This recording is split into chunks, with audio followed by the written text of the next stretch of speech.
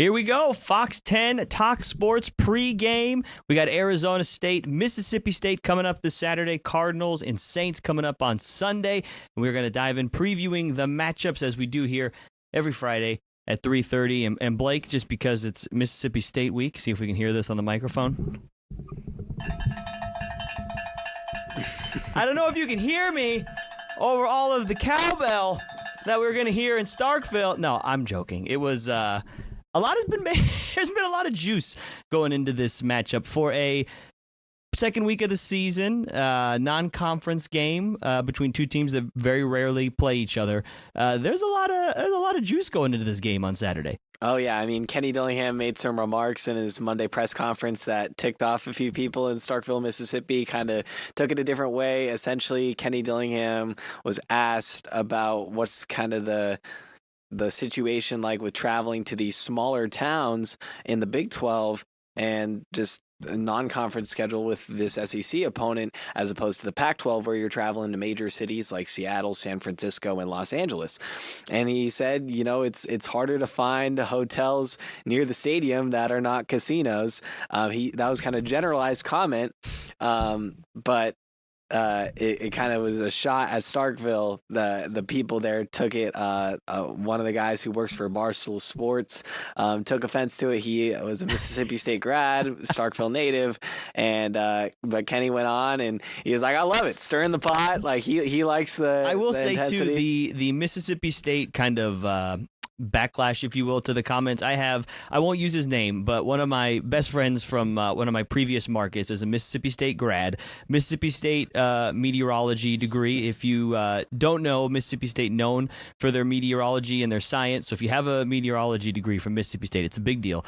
I bring all this up because I got unsolicited. I got a text message from my buddy, maybe it was Monday night or Tuesday, whenever Kenny made those comments, and he was kind of joking. That was like, is this AI? Is this something that Kenny really said? And I was like, yeah, I know. Look, Kenny being Kenny. He likes shooting off the cuff and having some fun. And then my buddy sent me a long text that was like, okay, but like, you know, Starkville is a great city in the South. And I was like, whoa, but I was like, I got nothing but love for the South, okay? And so like Mississippi State fans, they feel a certain way about this. And when you look at the kind of the build up to this game, Mississippi State, look, let's call a spade a spade. They struggled last year. Only 2 wins. They lost by almost, I think it was 3 touchdowns to Toledo.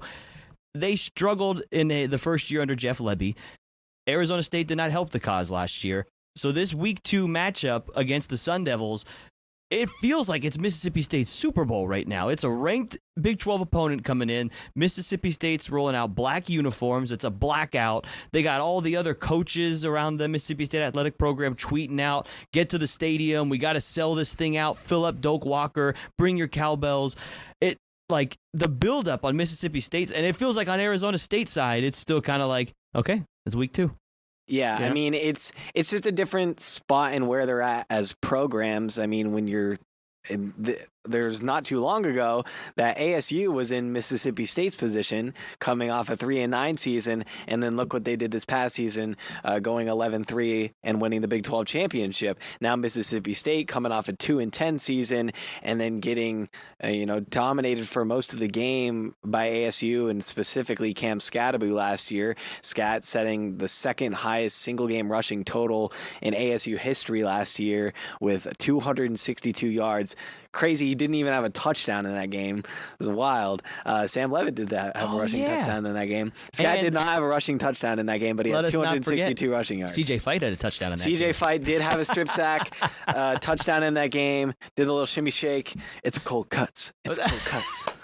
If you're Cincinnati Bengal fans, you know what I'm talking about. I love it. I didn't know we were going to get the touchdown celebration from Blake Niemann here. This is the juice you get on Fox 10 Talk Sports pregame. If you're watching us on YouTube, I saw Jenny Hansen already dropping a comment, go ASU. So let us know in the chat what you think is going to happen on Saturday. We'll call it late afternoon here, 4:30 kickoff Arizona time, from what they deem Stark Vegas is the nickname for Starkville. That's the name. That's the nickname there.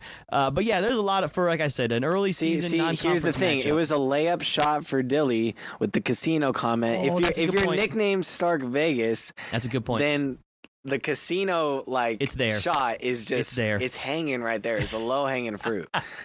You mentioned how Mississippi State is kind of in a similar spot to where ASU was a few years ago, and it's a very apt comparison.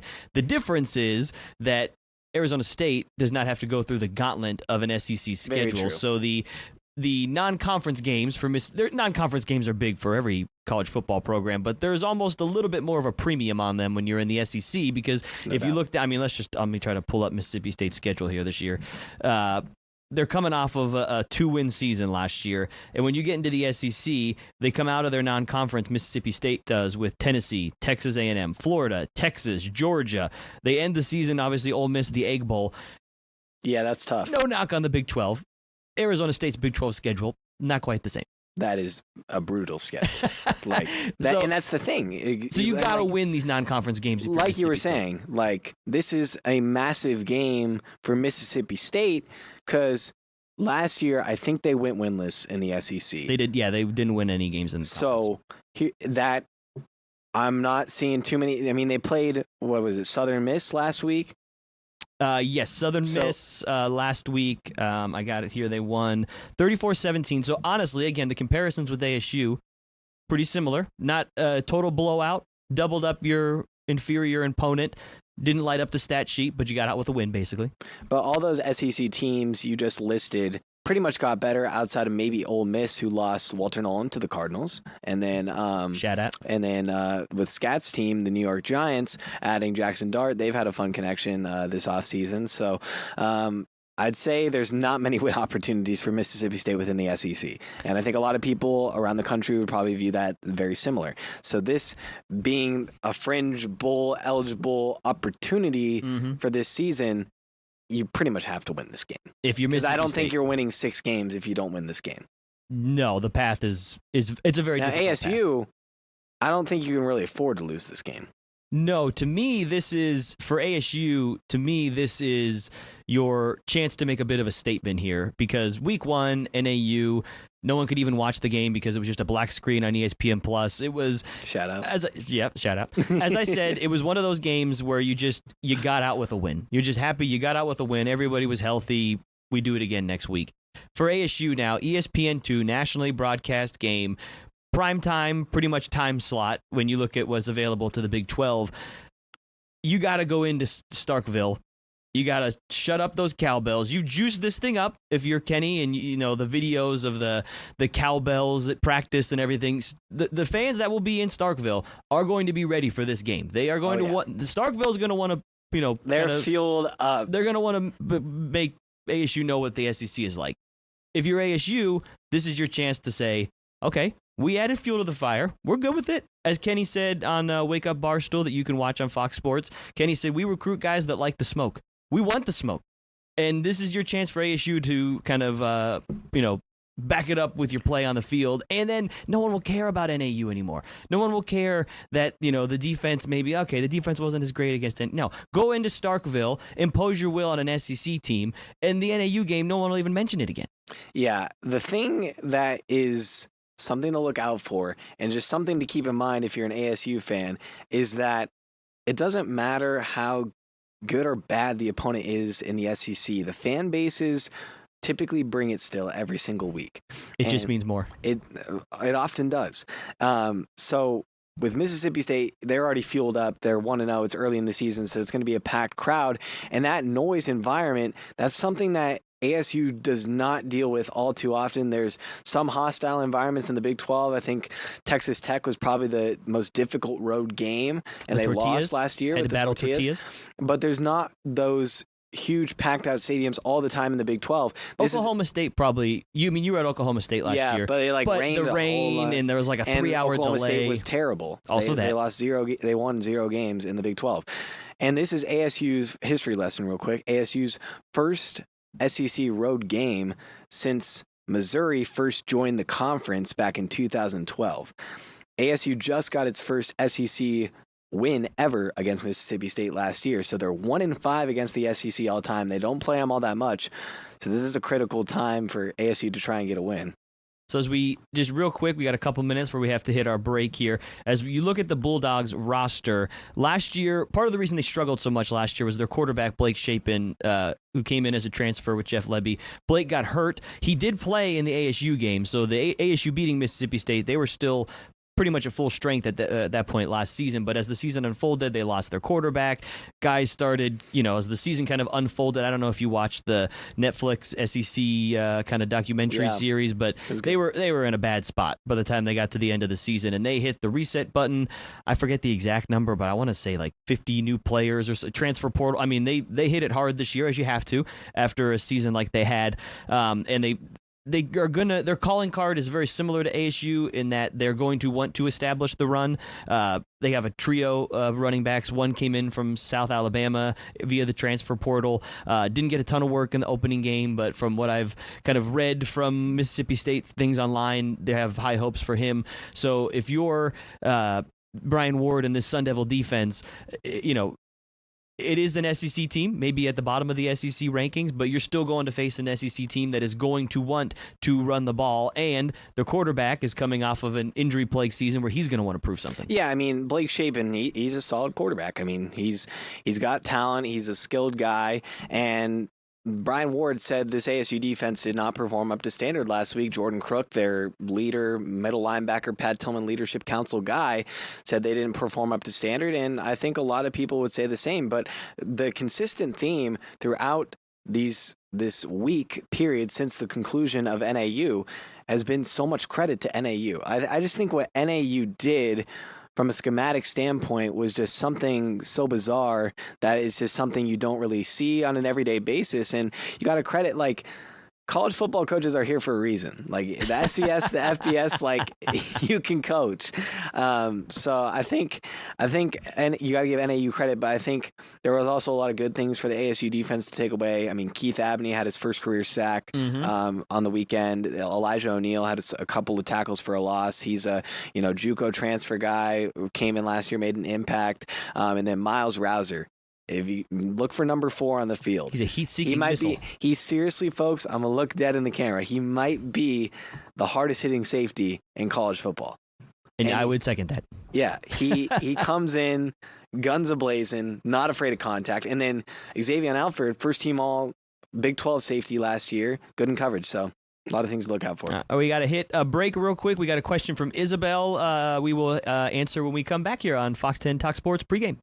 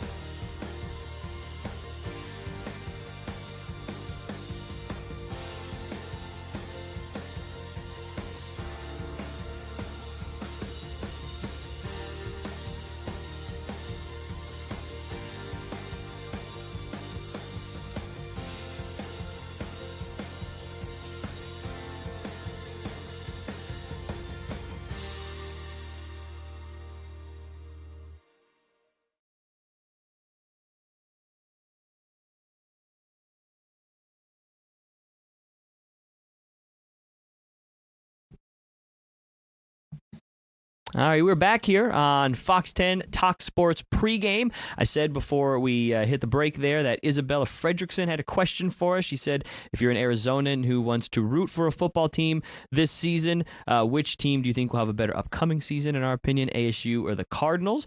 Ooh, that's a good question. That is a good question. I would probably say if you're trying to jump on a bandwagon, quote unquote, probably ASU.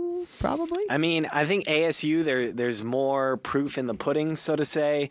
Like from last year, they go out and win the Big 12 championship, and then they bring so much back. They bring back Sam Levitt. They bring back Jordan Tyson. Yes, they don't have Cam Scatterbu, but they have Kyson Brown. Shout out to him. He's making a homecoming this weekend. He grew up about an hour north. Tupelo? From Tupelo, Mississippi, an hour north of Starkville. So he's going to be extra motivated this week. And ASU, I just think there's a lot there to like. The Cardinals, there is also a lot to like there, too. I mean, you go from having 4 wins in your first year under Jonathan Gannon, then you double that win total to 8 wins last year, and maybe they, double it again, and probably not double it again, but to add another 4th to that, and they maybe get 12 wins, who knows, double-digit wins in the realm of possibilities. I think both of these teams are playoff caliber teams, both CFP and NFL playoffs. So I think that is kind of the expectation for both programs, for lack of a better word, right? I now. could also reword it in this. I think there's a legit chance that you can find ASU winning the Big 12 championship and the Cardinals winning the ASC West. It's a bold statement, but I'm not saying it's going to happen. I'm saying it's definitely a possibility. I think in the defense of your hot take there, so to speak, both of those divisions/conferences wide open. Yes, yeah, wide exactly. open. There's Nobody knows if Matt Stafford's back is going to hold up throughout the season. Christian McCaffrey is already on the 6 injury. wins last year. Yeah, and Christian McCaffrey is already on the injury report with the calf injury. I think they said he's listed as questionable for Sunday. I mean, Seahawks quarterbacks Sam Darnold, he's not that guy. Matt Richard Stafford, always says, is he going to retire? This the division is the NFC totally West wild. is winnable for the Cardinals, and then we know the Big 12 is winnable for ASU. We're going to talk Cardinals Saints here in a second, but I want to kind of wrap up our Mississippi State ASU discussion, and we'll give our predictions on the game. 4:30 kickoff tomorrow in Starkville. The 12th ranked Sun Devils against Mississippi State. ASU actually falling one spot from 11 to 12. Basically, they just switched with Illinois in the AP poll this week. That maybe helps Kenny motivate the guys just a tad. I'm just curious for you. I'll ask you first, then I'll answer, Blake. Just what are you watching tomorrow? What is one thing you're going to keep an eye on, maybe say 10 minutes into the game where you'll say, okay, this is going well, I feel confident? If they can establish the run game with Kyson Brown. I think that's going to be a point of emphasis this week, just given that, and with Raleek Brown. Raleek Brown had a really good game last week. I think he's my favorite player now. Yeah, he's twitchy. He hurdled a guy really fast. So more generally speaking, if ASU can establish the run game early, look, they ran it down Mississippi State's throat last season. 262 yards straight from scat.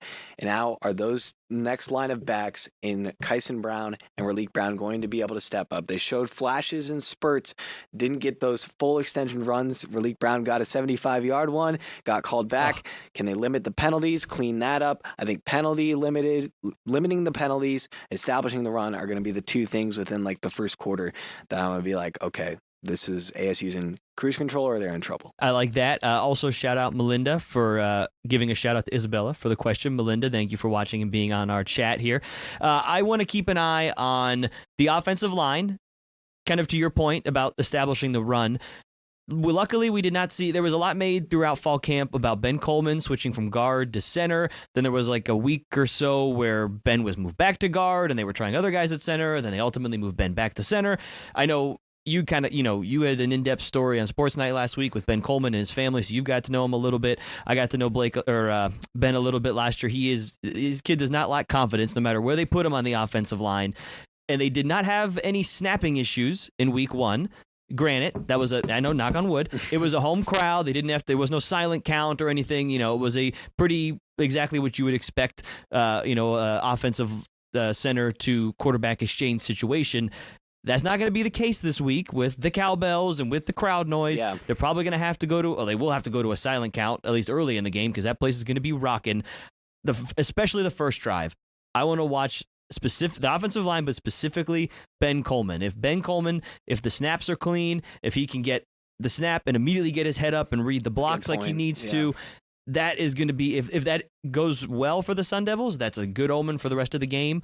And as I say that, now let's cycle into our predictions here for this game. A lot of people, Blake, I'm not putting anyone calling on blast, but a lot of people after a double up win over NAU are now saying, whoa, maybe ASU may lose to Mississippi State. Is that how are you feeling? I don't necessarily feel that way. I think ASU still is going to win this game. I think it's going to be a close game, though. I think it's going to be a one-score win for ASU. My prediction for the game is a 27 to 27 to 17. 27-17 ASU. Okay, so 10-point game. Okay, so 2-score win. Okay, no, I like it. 27-17 says Blake. I will kind of go a similar direction, but I actually think it will maybe be a tad lower scoring. I'll say 21-17. I think it'll be a little tighter. I think ASU does get the road win. They come back celebrating on the plane ride back to Tempe. Blake says 27-17. I'm going 21-17. I think it is a good start to the season for the Sun Devils. And apologies to the folks in Starkville. I will say I've never been to Starkville. As I said, one of my best friends went to college there, and I've heard nothing but good things about Starkville. So don't come at us in our mentions unless you want to say nice things about us too, because we're complimenting you, Starkville. We love you. We love you, Starkville. Let's quickly talk Cardinals here. We got about 5 minutes left on the stream. Cardinals opening up their season also in the South, in the Big Easy in New Orleans, taking on the Saints. The reason we went very heavy ASU here is because, no offense to the Saints, but there's not a lot to talk about in this game. The Cardinals, I think, are 8.5-point favorites. Honestly, if the Cardinals lose this game, it says more about the Cardinals than I think it does the Saints, because the Cardinals should be rolling in and out of New Orleans, throwing Mardi Gras beads and eating king cake. I mean, it should be an easy Sunday for the Cardinals. It should be, but you never know what will happen NFL Week 1. There's some interesting storylines, interesting things to look out for in this game. Spencer Rattler was named the starter for the Saints. He's a former Phoenix guy, former Arizona High School Gatorade Player of the Year. Shout out Pinnacle High School, my alma mater. That's where I went to high school back in the day. Shout out. Played at Pinnacle Prep, then goes on to Oklahoma. Was actually one of the guys to follow after Kyler Murray at Oklahoma with the Caleb Williams era. Ultimately finds his way to South Carolina, gets picked up by the Saints. He actually started 6 games last year because Derek Carr was injured. Then he decides to retire. He didn't win any of those games.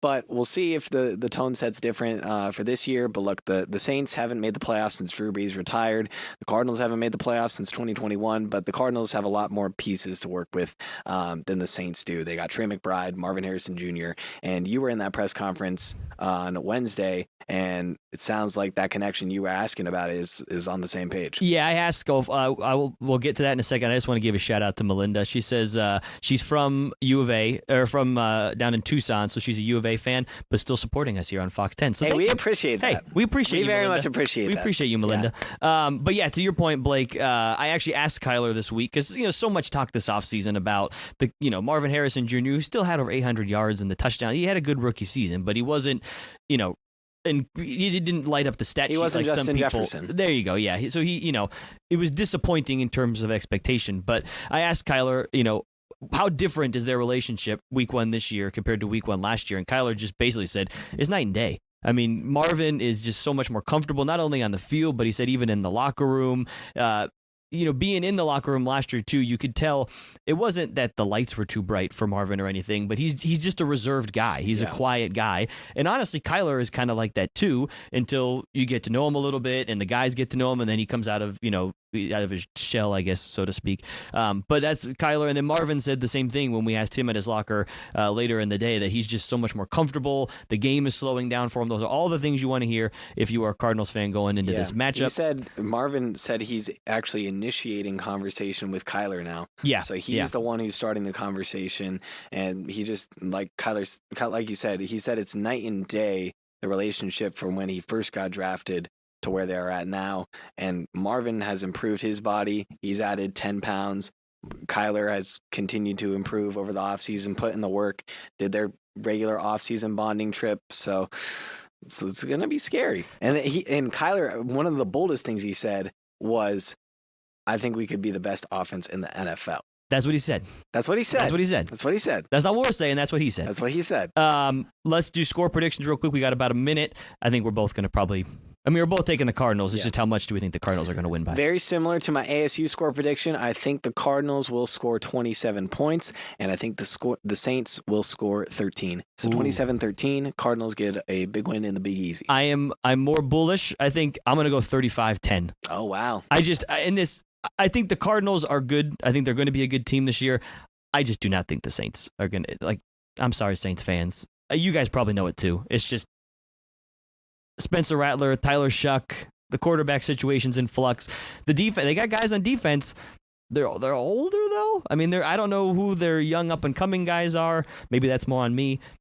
I'm very confident in this Cardinals team going into New Orleans and starting things off on the right foot. And if this happens, very rarely, as Arizona sports fans know, do we get 2 football wins on the same weekend. So if we as a state, and we'll include the Wildcats, if we go 3-0 as a state, props to us. There you go. That'd be great. Shout out State 48. Well, thank you all, Melinda, Isabella, everybody, for chiming in on the stream here on the YouTube chat. We still have a minute left. What am I doing here? I'm wrapping up too early. Anything else you want to talk about, Blake? You got a minute. Well, I just think this is going to be a big weekend in the South for both Arizona teams. I think if you're the Cardinals, you got to start your season off on the right note. You cannot afford to lose virtually probably any games within these first 6 weeks. The schedule's really easy on the front half. And then with ASU, you cannot afford any non-conference losses before Big 12 play, because your Big 12 play to start at Baylor, come home against TCU, who just dominated UNC, and then later on have matchups with Texas Tech at home and Utah. There's some tough matchups lying ahead, so this early part of the season is critical for both of these Arizona sports teams. Have you ever been to the South? I've never been to the South. I will say you are. I was Georgia. I was in Georgia. Georgia. Peach Bowl. That counts. Yeah, that counts. You got to get down. Pick any town in the South, and I gotta go small town South. Yeah. Oh, yes. The smaller the town, I feel like the better the food. And I mean that seriously. Before I came back here to Phoenix, I worked in Mobile, Alabama.